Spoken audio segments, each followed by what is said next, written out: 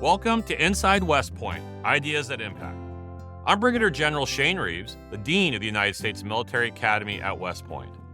Through a series of discussions, we will show you a different side of West Point, where we will make even our most complex initiatives accessible to broad audiences, and give you an inside view to our cross-disciplinary work, which is being applied throughout the world. So welcome back. I'm thrilled to have Dr. Jeff Peterson, who serves as the West Point Superintendent's Senior Advisor for Character Integration, with us today. Welcome, Jeff. It's good to be here, Shane. Thank you. Thanks for taking some time with us. Jeff's background is fascinating, so I'll read you just a few points from his bio. So Dr. Jeff Peterson served on active duty for 28 years in a variety of leadership and staff positions in the United States, Korea, Cuba, and the Middle East, to include a combat battalion command during the surge in Iraq. After command, he served as the director of West Point's economics program from 2008 to 2014. In 2012, then Colonel Peterson was the director, Center for the Army Profession Ethic, also known as CAPE, where he led the effort to publish the Army's first doctrinal manual on the Army profession and ethic. As the chair for the study of officership at West Point since 2015, he stewarded the West Point Superintendent's capstone course on officership, known as MX400, designed character and leader development programs, and advised senior academy leaders on the state of West Point's honor system. As the character senior advisor, he leads the efforts to better integrate character development across the West Point leader development system to ensure our graduates lead honorably, live honorably, and demonstrate excellence. Thinking about the next episode, you were the top of my mind. Character development is something special about West Point. We know that we're more than an academic institution. We talk about that a lot. But central to everything we do is character. And you and I have talked about how it's foundational and how all of our other pillars, as we like to call them, are tethered or nested into this foundation of character. To get us started, I think our listening audience could use some context.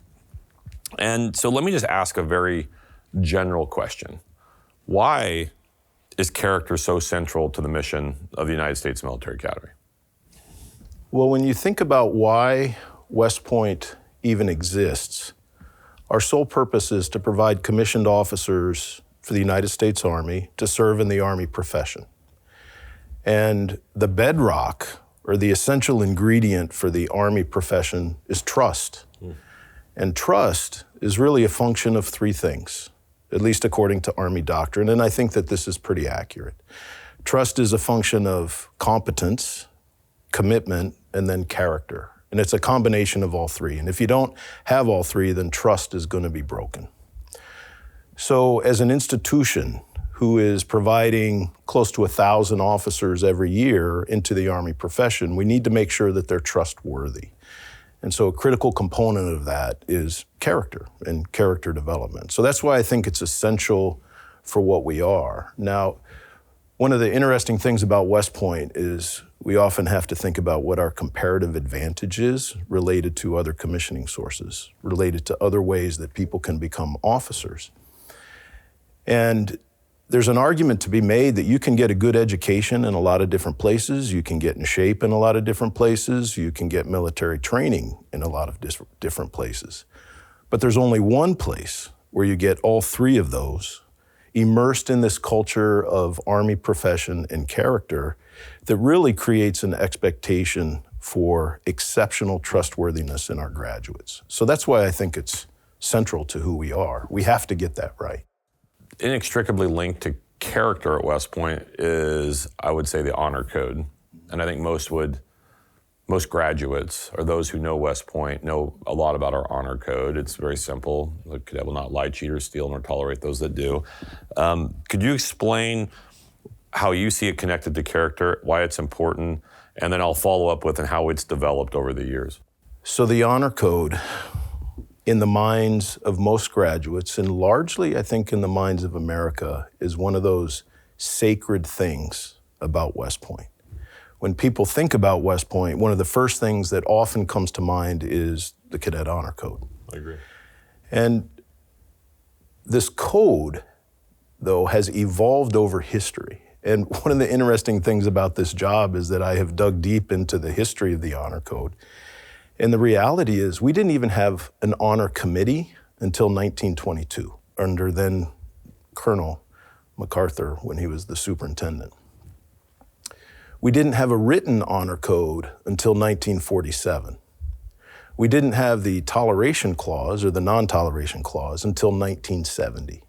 So the code itself has evolved over time, but it has always been foundational. The baseline expectation is that you can take a cadet or an officer at their word and that they will play fair and that they will enforce that standard on other people. And that has become really the foundation of everything related to character. Two major evolutions. One is we now view it as a foundation to character.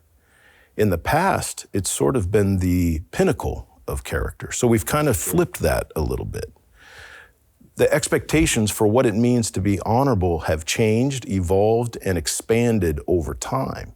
So the honor code, although sacred and foundational, is not sufficient for the character we need in our graduates. Yeah, can you dig in? Can you talk about that a little bit? That's interesting. Talking about the honor code, basically at the pinnacle of what we expect in terms of character development, and now it's foundational and it's really the starting point. Can you talk about how that changes the expectations of what we want out of a graduate? So when the early conceptions of honor in the profession were that, as I stated earlier, you can be counted on to tell the truth and that you would have the physical courage to go into battle and bear whatever sacrifices needed to be borne. What was not part of that equation was how you viewed other people, how you treated other people. Your own personal conduct in your private life could be separated from your professional life. These things have changed. So now there's an expectation that character and honorable living also includes the way you respectfully treat other people, especially people that are different from you. And if we don't do that, then the result is when we try to lead these diverse formations that people won't trust us. So it always comes back to trust. And so the idea of the honor code is still foundational, it's still sacred, it's still important, but it's also insufficient. And that is a major change. Yeah. So an example of this is that we have a barracks here at West Point named after Benjamin Davis, Jr. He was silenced simply because he was an African American. But every graduate that was in that class or in the Corps at that time that silenced General Davis considered themselves to be honorable.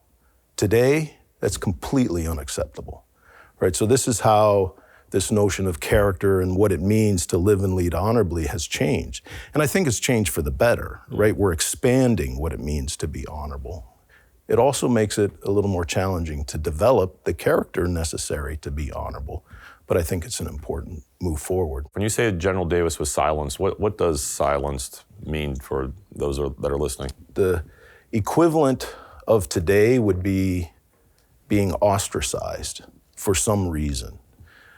Essentially, being silenced meant that Benjamin Davis lived alone, he ate alone, he spent all of his personal time alone, and the only time another cadet would even speak to him was in the conduct of official duties. So when you think about the stress and the importance of relationships at West Point, the idea that an entire group of people are silencing you simply because of the color of your skin, I can't even imagine what that would be like. And that's clearly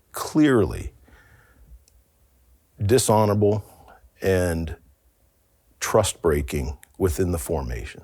And at the time, it was accepted.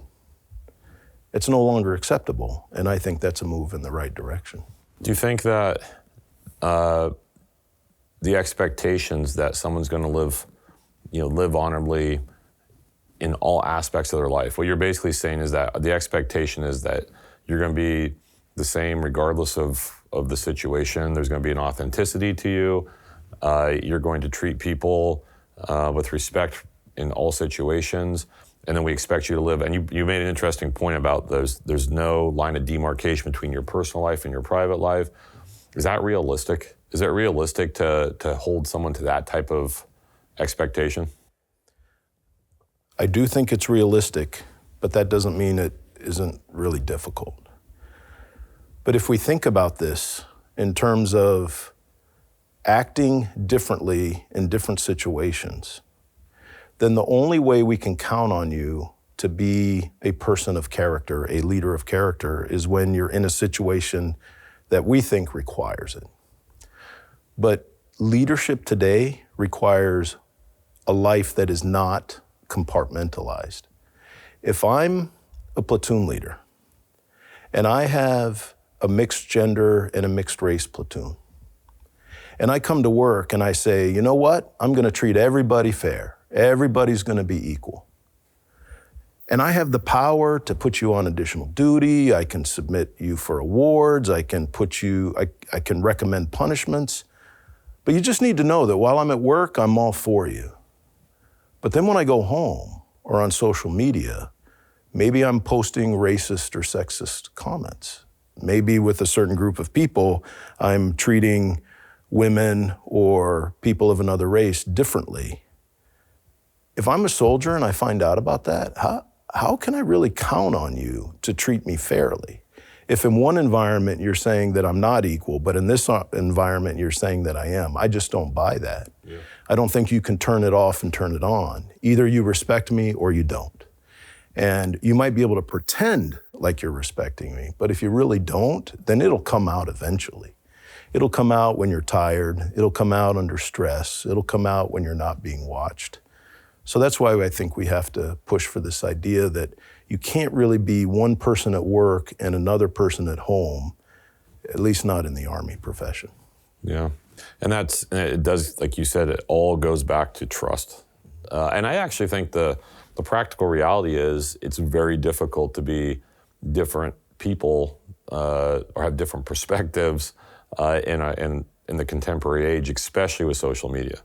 I mean, it's just very hard to try to act one way in a professional environment and think that no one's going to see how you act in a different environment. I mean, the reality of the way society has evolved, it's becoming increasingly hard to compartmentalize your life. Yeah. It's more difficult to hide. Yeah. It's more difficult to pretend. It's also more difficult in the military because in these environments, we're spending so much time together in so many different situations that's going to reveal eventually who you are as a person. And so you can't just keep up the false front through all the conditions that an officer has to lead through. Yeah. So it's better just to be a person of integrity, right? That I'm like this all the time. This is who I am. It doesn't mean that I'm perfect. It doesn't mean that I'm not going to offend people sometimes. It doesn't mean that I'm not going to make mistakes. But I'm genuinely a person who cares about you, who respects you, and if I somehow disrespect you, then I'm humble enough to admit it and self-aware enough to say, I'm going to do better next time. I hope you can forgive me, and we'll move on and continue to try to Which is an interesting point. That means that there has to be a little bit of grace with people, too, to make mistakes if you're going to have a life that's fully exposed. Right. So much of our development and discussions today talk about the actions or the attitudes or the character of the alleged perpetrator, right? The person who offended somebody else. We spend a lot less time on how should I respond if I'm the person who's offended. And that's also a matter of character. That's right. Right? Yeah. And you mentioned grace. There's this idea of giving a person the benefit of the doubt. Their action is one thing, their intent is completely another. They could do something that is offensive, not even be aware of it. And if you just gracefully, kindly, in a civil way, confront them and say, hey, listen, Jeff, what you just said, that's kind of offensive, and here's why. Now, I don't think you meant it, but that's how it impacted me. Most people, I believe, if confronted that way, would probably apologize profusely, want to make it up, and will take positive steps to not do that again. But I don't think we're really there yet, right? That takes a level of maturity, right? I mean, it takes, and confidence, where you can say, hey, you know what, you did this. I don't think you meant it. Here's how it impacted me. But it also means that you're opening yourself up to a conversation where, because the response could be, I mean, I didn't mean to offend you, and I don't think you should have been offended by that. I mean, there could be a real discourse here. Yeah. The hard part of that statement you just said is, I think it's okay to say, I didn't mean to offend you. Yeah. But you go a little bit too far if you say, and you should not have been offended by that. Yeah, that's now true. I'm trying to tell the other person how they should react to my action. The appropriate response to being confronted, I think, would be something along the lines of, I'm really sorry that I did this. That was not my intent. Yeah. How can I do better? Or I will work hard to not do that anymore. But we have to be very careful of telling people that they should respond or should not respond to some particular action in a particular way. Yeah, that's good. Okay, so let me segue. You came out of battalion command during the surge, and then you made a decision to invest the remainder of your professional time in the military and in your civilian capacity by coming to West Point. But how did an armor officer with an economics background then become the leader of the character efforts at West Point? So this is just another twist and turn in the crazy path of my professional life. My first tour of duty with the Department of Social Sciences, I was exposed to another mentor of mine, Dr. Don Snyder. And Don Snyder is probably the most prominent scholar of Army professions in our generation. And I just had multiple conversations with him about the purpose of the Army profession, why it was important. This was a time where I was really struggling with whether or not I wanted to stay in the Army. So these, to me, were critical discussions, not only about my own personal decision to stay in or to leave, but also to understand this organization that I'm going to remain a part of. So that was really the nudge that put me in this direction. And then I had the opportunity to serve 1 year as the director for the Center for the Army Profession and Ethic. We published that doctrine on the Army profession, and this started becoming the passion of my life. I mean, I love economics. I'm not a world-class economist. I love it, and it was fun to teach and fun to run that program, but economics in many ways was a means to an end for me to come back to West Point to develop leaders, to develop officers. So now I had a better understanding of the purpose of the institution. I could more effectively integrate that into my academy professor role, but then it eventually led to the chair of officership in the Simon Center, and then through a few different events, we came to realize that, hey, maybe in terms of character development, we need to do a little better job of integrating it across all the programs and elevating it to maybe the superintendent's level. And so that's sort of the pathway that led us to where we are. So that is clearly an immense amount of responsibility, the job of integrating character. And when you stepped into the role, what's the first thing you did? Like, what is like the first step you took to being like, okay, how do I help character integration evolve at West Point? So this is going to sound really basic, but it's almost essential to what we're trying to do. And one of the first things we had to do is define specifically what we meant by character. It's amazing how difficult it is to define character in a way that most people agree with. People are very uncomfortable with defining it. People are very uncomfortable with assessing it, trying to judge other people's character. And there's lots of good reasons for this. But that was really a major hurdle, and we're still wrestling with that. There's Army definitions of character. There's definitions of character that come out of institutes that study character. The definition of character has been evolving and up for debate since Aristotle, and it really hasn't been settled. But one of the luxuries we have at West Point is that we are preparing people for a very specific line of work. And so we can establish an ethic that we expect everybody to abide by, and then that becomes the azimuth for our character development efforts. So the first thing was defining it, the second thing was how is it developed, and then the third thing is how do all the things we do at West Point contribute to that development. So it's a tiered process. And so here's the challenge. Define character. The way we have constructed a definition of character that's workable for the requirements of the Army profession is that a person's character are those traits and attributes that lead them to do the right thing at the right time, for the right reason, and with the right emotion. And the key here is reliability. It needs to happen whether they're being watched or not. This is not about extrinsic motivation where people do things so that they don't get punished. This is about intrinsic motivation, that I'm going to do this because this is who I am and this is the right thing to do. That is a lofty goal. Yeah, that really is. And it's reflected, though, in some of the traditions of West Point. The cadet creed, help us to choose the harder right over the easier wrong. These things about the creeds we have on the warrior ethos, Worth's battalion orders, Schofield's definition of discipline. These are all ways to try to animate or illustrate what we mean by character. General Gilland, our superintendent, his big emphasis on character is that it's revealed through your actions and your decisions. So it really is about how you're behaving and how you're either building or eroding trust over time. So some who are listening may think, well, West Point's always done this. All right? West Point has always had character integrated and woven throughout the experience. So what is different about your efforts? So I'm going to point to really two things.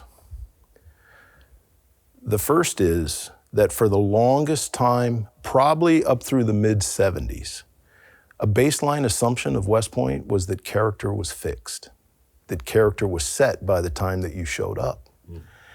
And West Point did two things for your character. It either strengthened it or it revealed it. And if it revealed it to be bad, then we just separated you. We didn't spend any time for development. So the character development was not a deliberate effort. It was just assumed that with all the activities, all the pressures, all the requirements would strengthen the character that you already had. So we didn't really need to define it other than don't lie, don't cheat, don't steal. That was basically it. Well, not only did the requirements for character expand, we began to realize that maybe it is possible to develop somebody's character. We don't know exactly how, but we're investing so much in people that to just kick them out seems like a waste of resources. So maybe we can take somebody who's had a character lapse and we can develop them over time. And so we've migrated towards this developmental model, and there's all kinds of components to it that we can discuss, but that's I think one of the interesting questions, which is, we look at someone between 17 and 23 that comes to West Point, but stereotypically, let's say it's a cadet who's a plebe, is 18 years old. And they're adults, albeit young adults. And they come in here, and the question is, can you really develop their character? And what we're saying is, yes, we believe you can develop someone's character. They're not fixed. So to follow on to what you were just starting to move into, how do we develop the character of the cadet over the 47-month experience? So this is a question that's largely still up for debate, and I don't think it's a settled issue. The way I think about this and attempt to approach it is that developing character is not terribly different than the way we develop other skills and attributes in people.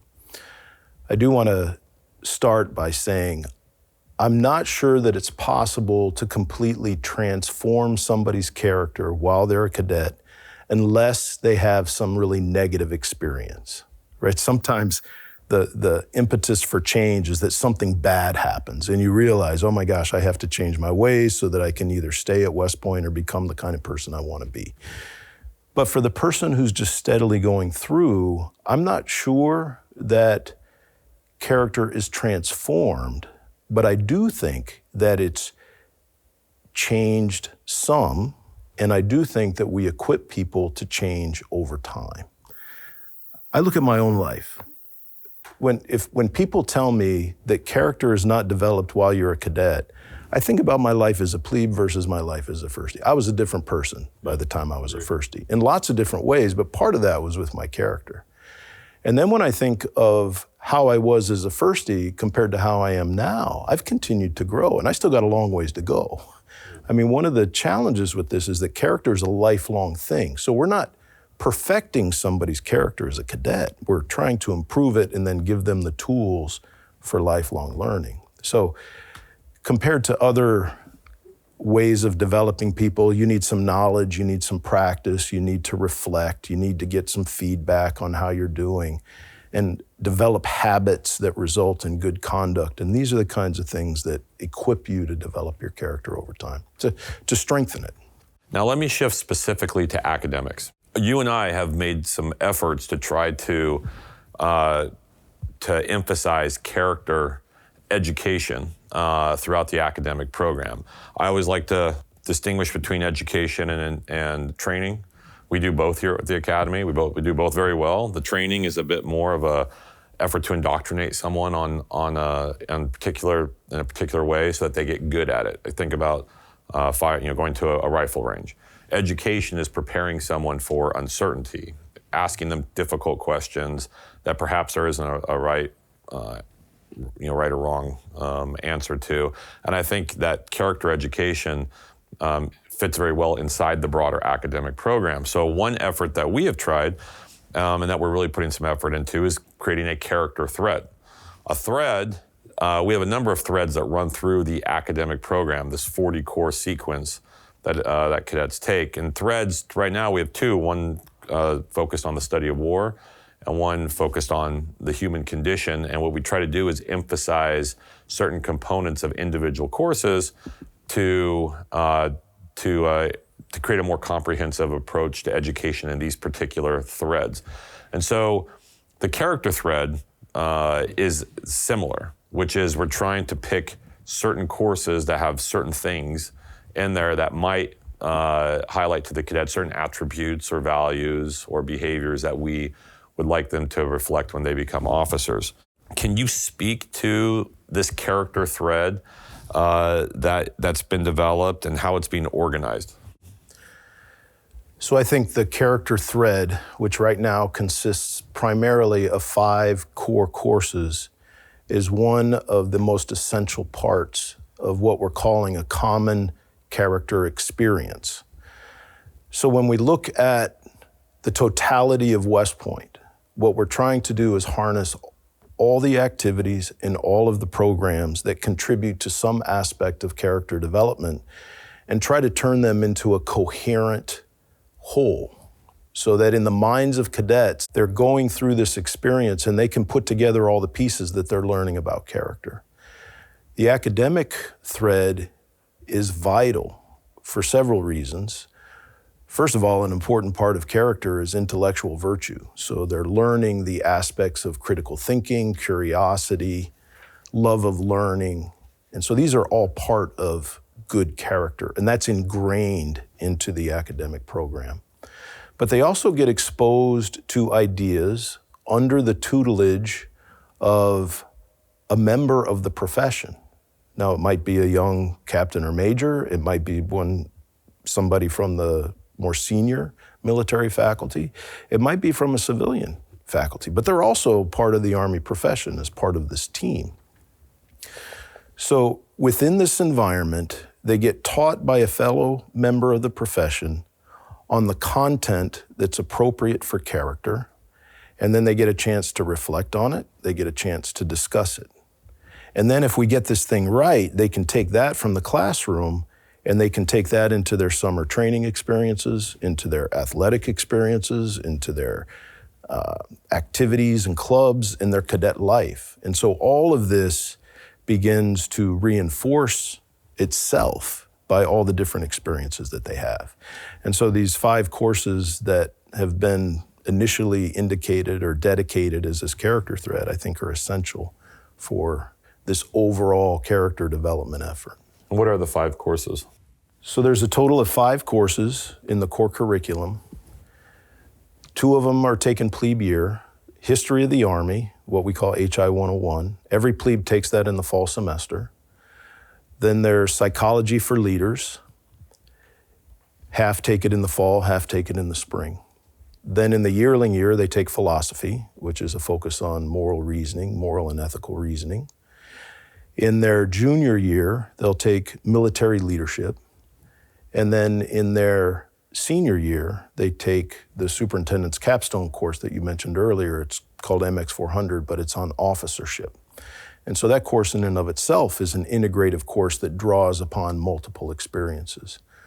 But what we believe is that those 5 courses provide a common thread on helping to transform somebody into an Army professional, giving them the skills they need for leadership, to help them with moral reasoning, and then to apply this in the military context.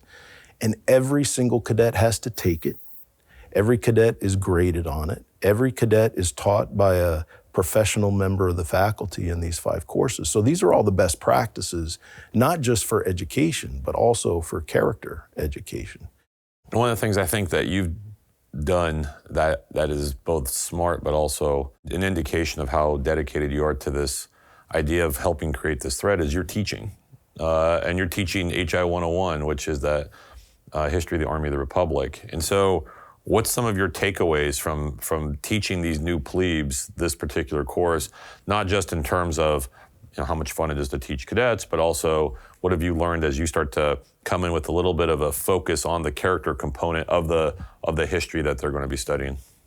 Teaching this history of the Army course has been one of the most eye-opening experiences for the potential of academic courses for character development. It's just an amazing course. Colonel Jason Mustine is the course director. Gail Yoshitani is the history department head. Brian Gibby, the deputy. And they have put together an excellent course that sets all the foundation to help plebes understand the Army profession and what it is they're joining.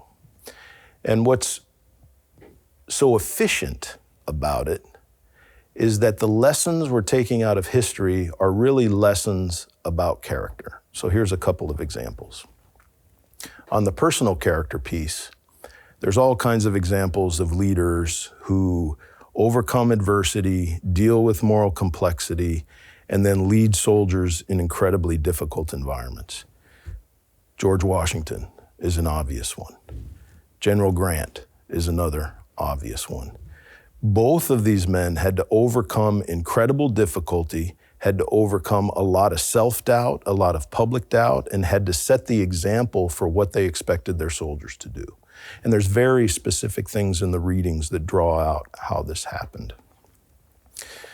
The second thing is that we often take for granted today the status of the Army as a profession, and that the nation is not worried about having a standing Army.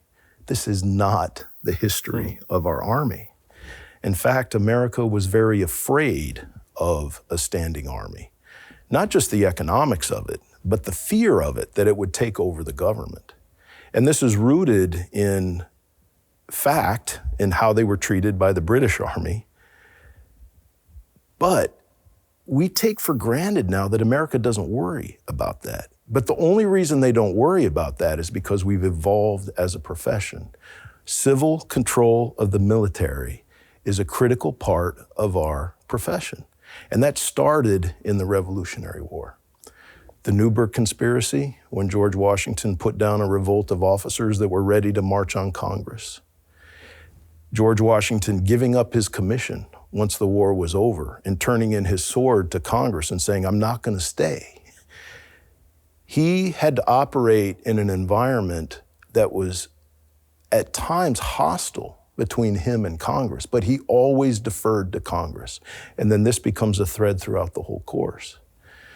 And then the third thing is just the moral complexity of the missions that the Army has, the moral complexity of leading a diverse Army. The Army's been very diverse for a long time, depending on how you think about diversity. But these leadership challenges are there, and this history course brings it out. Now, I have to say a very public thank you to Jason and Gail, because I'm not a historian. So they've extended a lot of trust towards me in being able to teach this. But to be able to get a granular view of the readings and to think of it through a profession lens and a character lens, it really helps me think about how we connect all of these ideas. And I think that's an interesting part to you teaching this course to plebes and our freshmen, is because you also can bookend it with the course that you did help develop, MX 400, which is officership, which, as you pointed out, superintendent's capstone course. Cadets are expected to integrate so much of their experience, both academically as well as all their other developmental experiences, and come together and be put into a classroom where they have challenging scenarios put before them. How has HI teaching this plebe course and then also having such a knowledge of MX 400 helped you understand how we can build this character integration throughout the academic program? Yeah, it's a great question. This is the first time I've taught plebes. I've taught every other class except for plebes. And what has stuck out to me in a noticeable way is that almost all the plebes are very eager to learn. They're glad to be part of this. They sense that they're part of something bigger than themselves, which I think helps us in terms of attracting people here. But they have no idea about anything in the Army. The only experience they have, for most of them right now, is cadet basic training. Sure. That's their whole exposure. Yeah. They don't understand profession. They don't understand civilian control of the military. They don't understand the hardship or the difficulty of the situations. And so what we're doing with this course is we're exposing them to what we are preparing them for. It helps them make sense of all these different things that they're going to go through. This is just not something random that's designed to make them miserable. It's preparing them for these great challenges. Mm-hmm. So now I have a snapshot of what they look like, or where they are as plebes. But then I've taught multiple sections of MX 400, and to see that growth, if you can compare those two populations, is incredible. And so it confirms the thesis that we can develop someone who comes in when they're 18, and then over the 47 months, we do see not just maturation, but character development. I believe that to be true. Yeah. There's good assessments in MX 400 that talk about alignment of personal values with Army values, about internalizing this identity as an Army professional. There are some limitations to it, though. We cannot replicate the weight of responsibility at West Point. We can't fully replicate the sustained difficulty of combat operations and deployment. We can give them a taste of it. And so we can get them in MX 400 and they can articulate answers. This is what I would do. We put them through some role playing so that they can demonstrate it. So we can show a mastery of some comments. But the reality is that there's limits to what we can do to really test the character when it matters. And so what we hope is we've done all the right things, we've followed all the best practices, we've prepared them as well as we possibly can so that when that moment of truth comes, they'll be ready. And I think for the most part, our track record is pretty good about people rising to the occasion. We always have examples of failure. I mean, we're human beings. But on the whole, I think West Point does a good job on preparing people to handle those situations. So one of the things that has been implemented, not additive, but just they were already there, were a number of essay prompts through these various 5 courses, which obviously assess a cadet's ability to write and to be able to think, but it also, what we found, is gives them a chance to reflect. How has this been important to this integration effort? So as you mentioned, the reflection on experience and writing it down is a significant contributor to character development. And so we have 2 courses that have taken very deliberate steps to integrate essays and assessments across the courses. And these 2 courses, the one during their junior year is military leadership, and then their senior year is the officership course. So there's 2 major writing requirements in the military leadership course. One is called a journey line, which is a reflection on your life and how you've developed up to this point and what the implications are for the future, and then a leadership philosophy paper. And the nice thing about the course that they have set up and has been going for a long time is when they write these papers, they find a mentor in the staff, faculty, or coaches that coaches them through the writing of this essay. So it's not just an individual exercise, it's an exercise in receiving mentorship and coaching along the way. And then they keep those essays, and then when they get to the officership capstone, they have to write a self-assessment on what do I need to do for the next year or 6 months to get myself ready for commissioned service. Cite your leadership philosophy essay. Bring some examples from your journey line. And then they write some essays on what the oath means to them, moral challenges that they've faced at West Point. But all of these essays are integrated into almost one coherent experience to try to integrate these 2 courses and launch them into commissioned service from there. What are some of the challenges that we find in integrating? And you pointed this out. It's hard to replicate some of these real world experiences, which is there's no way to do that. But what are some of the other challenges in integrating across the academic program? This effort to try to emphasize character development. Well, I think the biggest cultural challenge and mindset change is that we need to embrace this idea that character development and competence are not in competition with each other. They're actually mutually reinforcing. Good character enhances competence. Competence increases confidence, which then leads to, it's easier to be a leader of character when you're confident about yourself. And so the idea that we need to master, and this is true in the Army, it's true in any organization, is that the time we spend on character is not displacing competence, that we can actually bring these 2 together to get more efficiency and effectiveness out of a single event. And it's hard to get over that cultural hurdle, right? The traditions, the norm is that I have my lane, you have your lane, and if your lane gets bigger, my lane's gonna get smaller. So it's a zero-sum game. This is perfectly normal. I mean, people respond to incentives. This is how we're organized. So we shouldn't be surprised by this, but we do need to take some steps to change that. Where, for example, an essay in PL 300 isn't competing with character education. It's actually enhancing character education. So we just need to realize that these are not necessarily in competition with each other. And then that makes integration easier. The theme this year for the academic year is innovation, technology, and the future of national defense.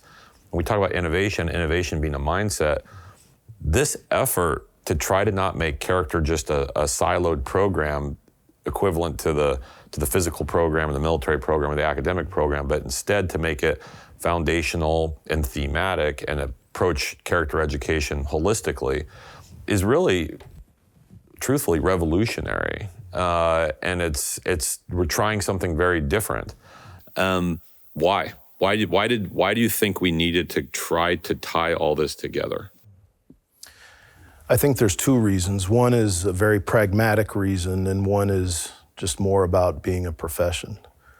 The pragmatic reason is that, unfortunately, we've had trends of trust-breaking behaviors that are going in the wrong direction. So there's this immediate, urgent issue with issues about sexual harassment, sexual assault, some challenges with the honor code and the honor system, the ability to enforce standards. They're challenges. And so we have to get better at those. But the normal response to those things is We need a prevention program for behavior X.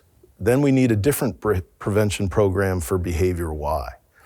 Well, there's only so many hours in the day. You can't just keep wedging all of these little prevention programs into whatever time is left over. So the pragmatic thing is we have a behavioral issue that we need to address, and we don't have the resources allocated correctly to try to address it. And if we did, we would start undermining other important parts of our mission. So we have to figure out, how can we make better use of what already exists to accomplish more than one thing at a time? I call it a high payoff task. I'm not sure that's a very original term, but if I do task X, it's a character development, it's a prevention, it's achieving a military goal, and maybe a teaching and academic goal. And that way, I can use resources that are already in place to elevate the whole thing, instead of just trying to tag on all these little things in whatever wedges of time we can find available. Instead of trying to be reactionary, it is trying to and address what is a corrosive behavior. The idea is, through this singular effort towards character development across all these pillars, you should elevate character amongst cadets and graduates, and as a result, the positive consequence would be the decline in corrosive behaviors. That's right. That's right.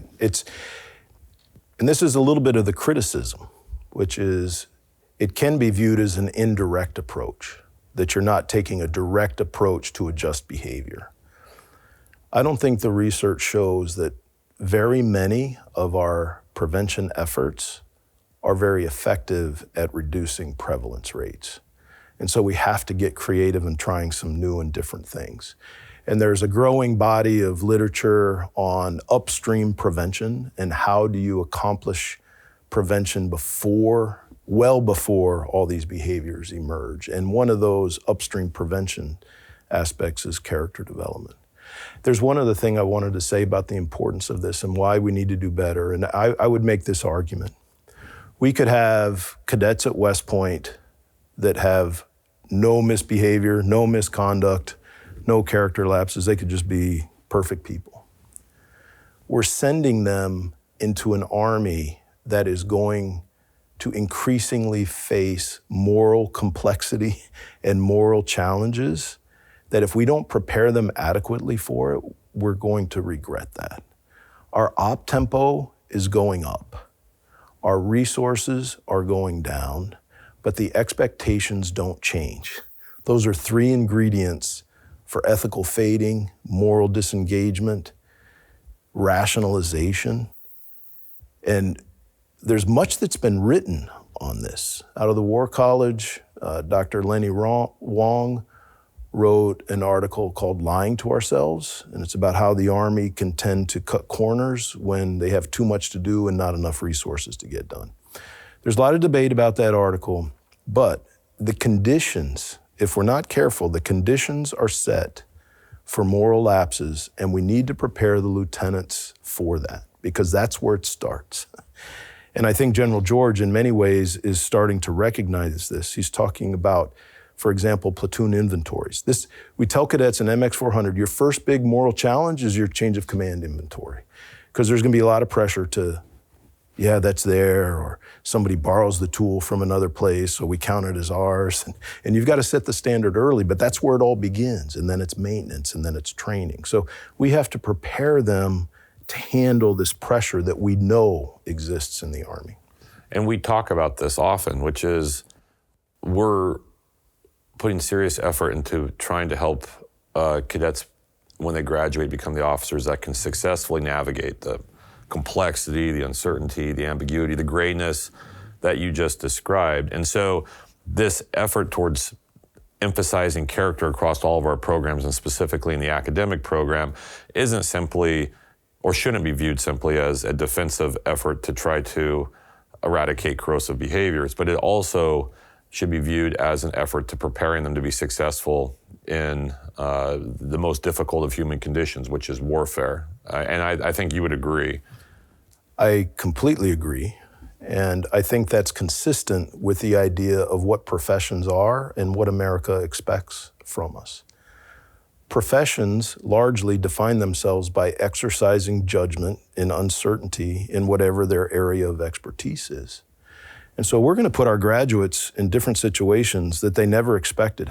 As a tank company commander at Fort Cavazos, do you think I ever imagined that I would be in Guantanamo Bay, Cuba? No, right. But I had to exercise judgment on how to do all this. Now, some of my decisions were better than others. I'm not saying I got it all right.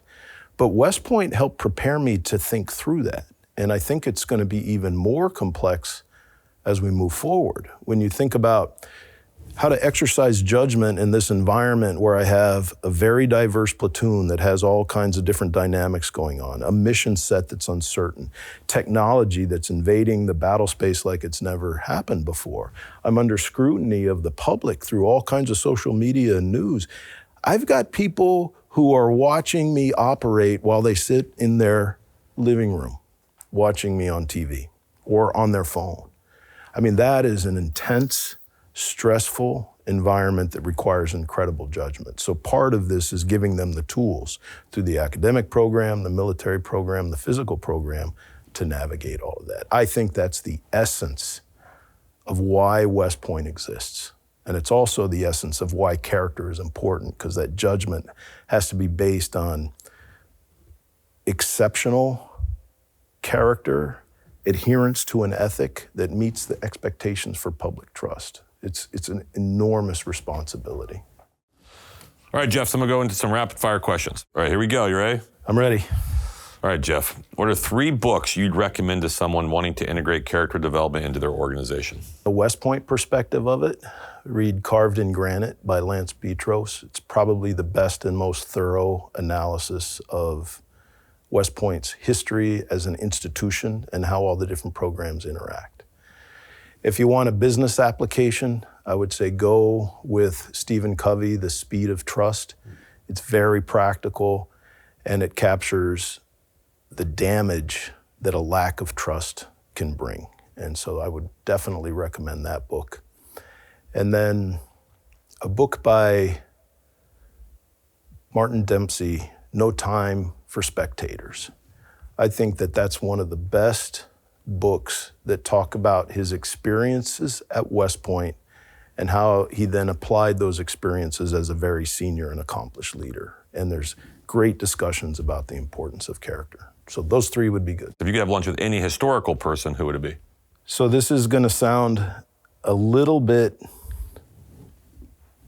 out of the norm, but it comes from me teaching the history of the Army Corps.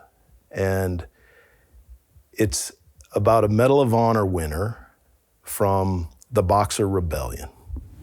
And this person, Calvin P. Titus, who scaled the walls of Peking. He was a musician in the regimental band. The infantry unit couldn't figure out how to get up the wall, and so the commander turns and says, I need somebody to get up that wall. Who can do it? And so this musician from the band raises his hand and says, I'll try, sir. And he gets to the top and they have a breakthrough and they have a tactical victory. So Calvin Titus was awarded the Medal of Honor and then received an appointment to West Point. He was the only cadet at West Point to be presented the Medal of Honor as a cadet. I'd love to have lunch with him, figure out what happened after he graduated and what it was like to be an underclass cadet wearing a Medal of Honor and how the interactions with the upper class went. Yeah, that's like a get out of jail free card in any situation. So I think he would be incredibly interesting. I'd wear that Medal of Honor everywhere, is what I would do if I were him. What's the best advice you ever received? So I have a former brigade commander who retired as a 4-star general, General Stephen Townsend, who gave me 2 pieces of advice that I do my best to apply in professional situations. The first was, it's never too late to not do something stupid.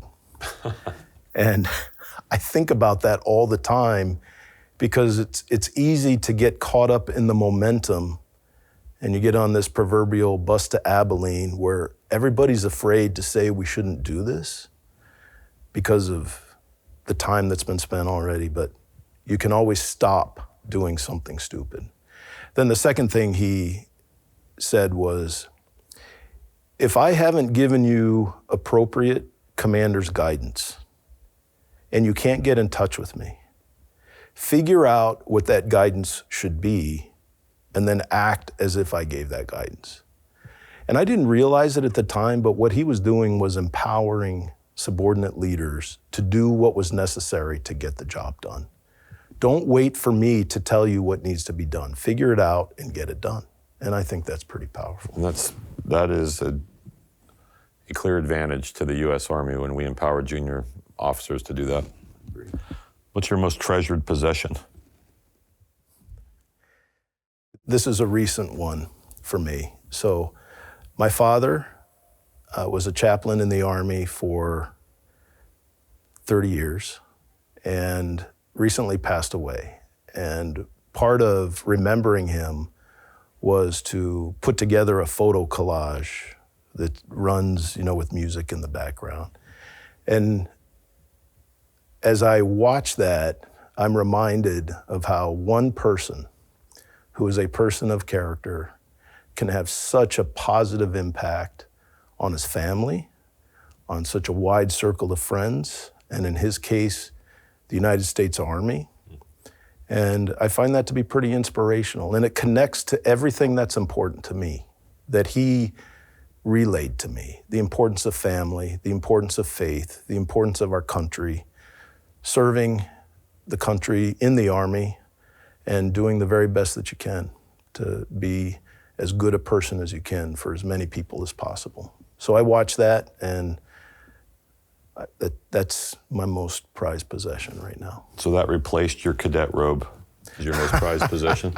Yes, my cadet robe is not quite up to that level, but close. Well, thanks for joining us, Jeff. I just want to take a moment to express my gratitude for the chance to visit with you on this podcast and to share some of my perspectives on character development at this great institution. It's such a privilege to work here, and it's great to be part of an important mission, and so thank you for giving me this opportunity. Thanks, Jeff. Be sure to tune into the Inside West Point Ideas That Impact podcast next month. Remember, you can find this podcast as well as the other podcasts, journals, and books hosted or published by the West Point Press at westpointpress.com. Until next time.